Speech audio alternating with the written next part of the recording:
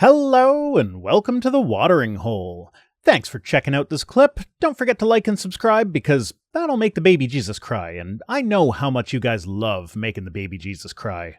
So now I promise puppies. Puppies! So let's get some puppies. There's science with the puppies. This is from CNN. Puppies are born ready to interact with people, study finds. Wow. Yeah. So this is actually very interesting too.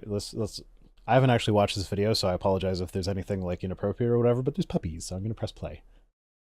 Turn down the volume because it's probably going to blow all our eardrums out. And despite what this little buffering wheel would suggest, I actually do have pretty good internet here. I don't know why this has taken forever. Something went wrong during native playback. This is the story of my life tonight. No puppies for us. Oh, let's see. Don't show my IP address to the world.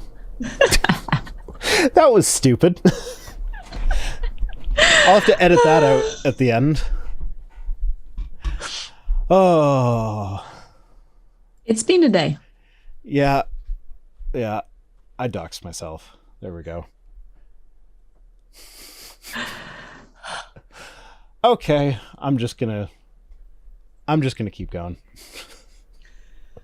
Puppies. Puppies are primed to communicate with you soon after their birth. Puppies will look at and return a person's social gaze and successfully use information given by that person in a social context from a very young age, all prior to any extensive experience with people.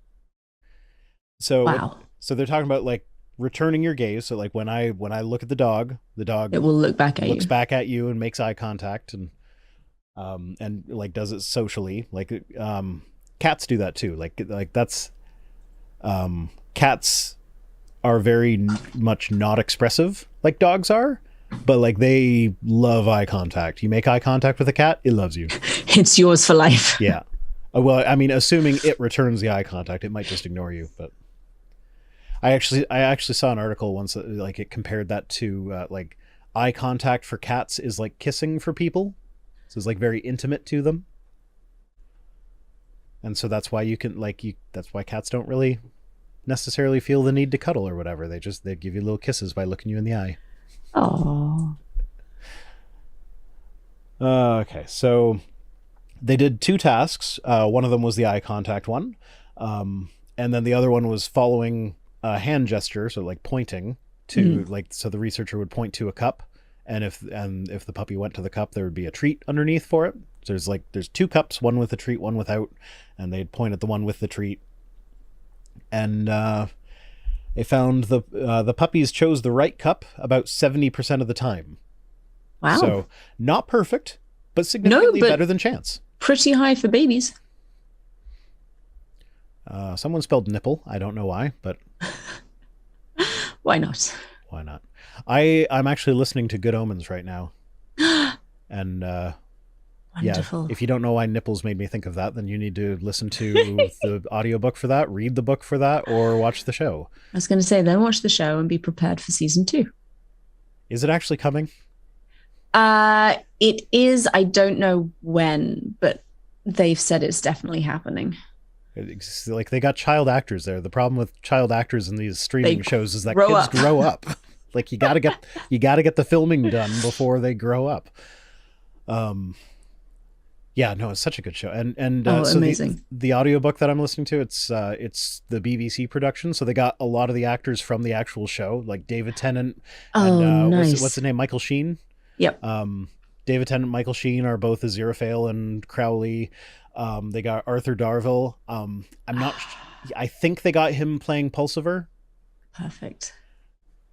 I'm not sure because I'm not sure. I haven't actually looked at who he's playing, and it's been a while since I've actually heard his voice. But he strikes me as a Pulsiver kind of character. Like that character fits him. That's amazing. Anyway, so yeah, they have the Witchfinder army in Good Omens, and one of the questions is how many nipples do you have? Because witches have extra nipples. All right. Anyway, Puppies were highly skillful at following a person's cues of pointing and looking at just one of the cups where the treat was hidden, and there was no evidence that their performance required learning to do so. So this wasn't they didn't train them to do this. The puppies just knew that when you point, that's what you do. That's what you do. So somehow puppies are better at responding to human interactions than human babies are. Like that's a milestone when you're a parent. It's like, oh, the baby figured out that when you point, you're not supposed to look. Like you're supposed to look where you're pointing, not at your finger. Like that's a big milestone for a human baby. You got to teach them that. They don't just know that. Puppies are born knowing that shit. So puppies are better at being people than people are. And that's true. That's just true across the board. Puppies are good people. They are. And then more than 40% of the variation in a puppy's ability to follow a human finger, point, or gaze could be explained by the genes that they've inherited. So they were actually able to, in this because the dogs they're using are service dogs, where they have a very detailed record of their heritage, their genetic lineage and everything, so they know what genes they have and what genes they don't have. So they were able to like statistically calculate that like this ability, like it's a mix of genetic and environmental, as so many things are, but there is a significant genetic impact there where they are genetically inclined to understand this sort of thing. And also apparently baby talk at your dogs actually helps them like with training and learning and stuff. Oh wow. So like when who's a good boy, like that actually helps the dogs. Huh. So when you see someone talking like an idiot at their dog, it's because they know what they're doing with their training. Does actually work. Interesting. Yeah. So and it helps for human babies as well. It actually helps human babies develop actual language. So I like, before I had kids, I was like, nah, talking like a baby at your baby is kind of stupid, isn't it? And then I started doing it because when you see a cute baby, you go, oh, here's a cute baby. But no, it actually does help them learn language, because I didn't know that. Well, if you think about it, it makes sense, because like what's the first way that a baby communicates? It makes these silly little noises. Baby talk. Yeah, baby talk. So like it's like a stepping stone, where it's like this version of baby talk gets me more food or whatever. Oh, I don't know how true this is. This sounds like one of those legendary stories where there's a story that kangaroo means your finger because the Aboriginals that provided the word misunderstood what the European was asking. That's one of those stories that I feel like it feels like something that would happen. Like I know for a fact that stuff like that has happened. Like the word Canada means welcome to our village, because when the white guys showed up, they said, what's this place called? And they didn't know they were asking for its name. They were just like, welcome. Hi, welcome. Nice to have you. But isn't that just so appropriate for Canada though? Like with our reputation as just being nice people. Our name literally means welcome to my village. But yeah, so that's one of those things where I could see somebody making that up because it sounds plausible, but I could also see that actually being true because it's plausible.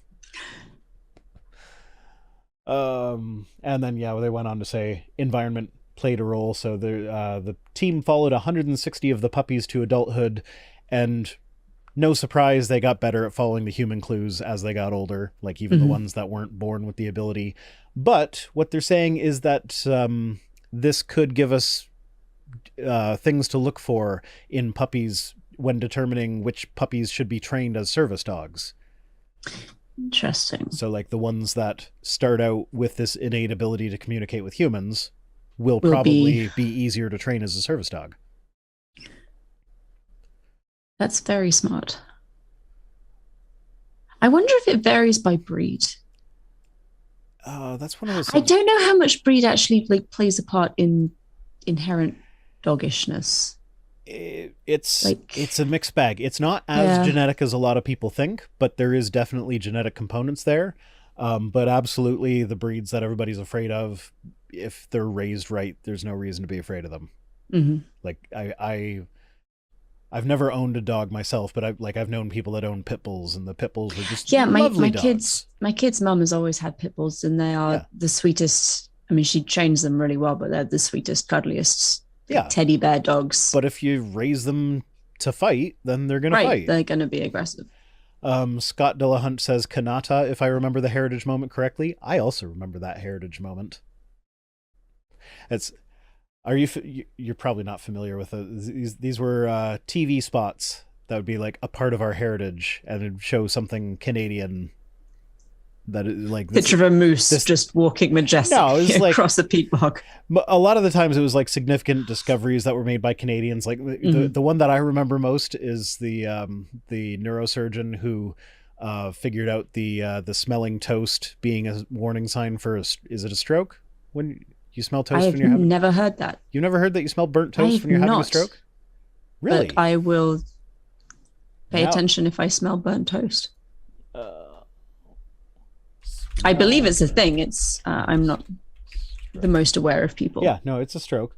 So the guy who actually isolated that in the brain was a Canadian neurosurgeon, and I remember that heritage moment because they have like the like they have the surgery set up, and the woman's like when people are doing brain surgery, they're conscious so that they can like no it you actually have to be so that you can, no, I believe it. so but, you can oh dear communicate God. with the doctor what you're experiencing, because they're poking around with your experiences right there.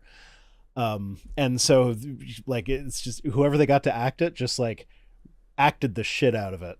It was just like, I smell it, doctor. I smell the burnt toast. She was just so excited for it. It was hilarious.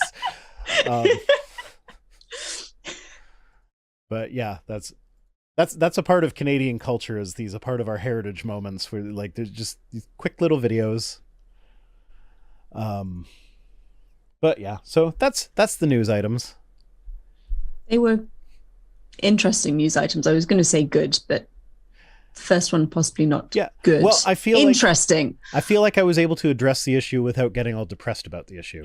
Yeah, and I feel like I now like, have ammunition for conversations that may happen with people in my social circles.